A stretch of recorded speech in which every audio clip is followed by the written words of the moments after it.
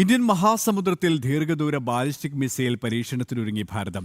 ഇതിന്റെ ഭാഗമായി ഒഡീഷ തീരത്തെ ഡോക്ടർ APJ അബ്ദുൽ കലാം ദ്വീപിൽ നിന്നും 2530 കിലോമീറ്റർ നീളുന്ന കൂറ്റൻ വ്യോമ സമുദ്ര പാതയിൽ പൂർണ്ണ നിരോധനം ഏർപ്പെടുത്തി.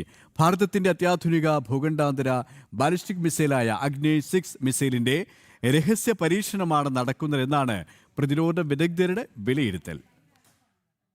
ഇന്ത്യൻ മഹാസമുദ്രത്തിന് മുകളിൽ വീണ്ടും ഭാരതത്തിന്റെ വൻ പ്രതിരോധ നീക്കം. ഓഗസ്റ്റ് 6-7 തീയതികളിലായി സമുദ്രനിരപ്പ് മുതൽ വ്യോമ അന്തരീക്ഷം വരെ നിരോധിത മേഖലയായി പ്രഖ്യാപിച്ച ഭാരതം നോട്ടം പ്രഖ്യാപിച്ചു കഴിഞ്ഞു. ഒഡീഷ തീരത്തെ ഡോക്ടർ APJ അബ്ദുൽ കലാം ദ്വീപിൽ നിന്ന് ആരംഭിക്കുന്ന ഈ വ്യോമ സമുദ്രപാതയ്ക്ക് ഏകദേശം 2530 കിലോമീറ്ററോളം നീളമുണ്ട്. DRDOയും സ്ട്രാറ്റജിക് ഫോഴ്സസ് കമാൻഡും സംയുക്തമായാണ് ഈ കൂറ്റൻ മേഖല അടച്ചിട്ടിരിക്കുന്നത്. ഇത്രയും വലിയൊരു പ്രദേശം പെട്ടെന്ന് അടച്ചിട്ടതോടെ ഭാരതത്തിന്റെ ഏറ്റവും വിനാശകാരിയായ അഗ്നി-6 മിസൈൽ പരീക്ഷിക്കപ്പെടാൻ പോകുന്നുവെന്ന ഉറച്ച നിഗമനത്തിലാണ് വിദേശ പ്രതിരോധ ഏജൻസികൾ. 10,000 കിലോമീറ്ററിലധികം ദൂരപരിധിയുള്ള അഗ്നി-6 ശത്രുകേന്ദ്രങ്ങളുടെ റഡാറുകളെ വെട്ടിച്ച് ഒരേ സമയം ഒന്നിലധികം ലക്ഷ്യസ്ഥാനങ്ങളിലേക്ക് ആണവ പോർമുനകൾ എത്തിക്കാൻ ശേഷിയുള്ള MIRV സാങ്കേതിക വിദ്യയോടുള്ളതാണ്. പരീക്ഷണത്തിന് സജ്ജമായ ഈ മിസൈൽ സംവിധാനം കേന്ദ്ര സർക്കാരിന്റെ അന്തിമ അനുമതിക്കായി കാത്തിരിക്കുകയായിരുന്നു. ഇന്ത്യൻ മഹാസമുദ്രത്തിൽ ചൈനീസ് രഹസ്യാന്വേഷണ കപ്പലുകളുടെയും അന്തർവാഹിനികളുടെയും സാന്നിധ്യം വർദ്ധിച്ചുവരുന്ന സാഹചര്യത്തിൽ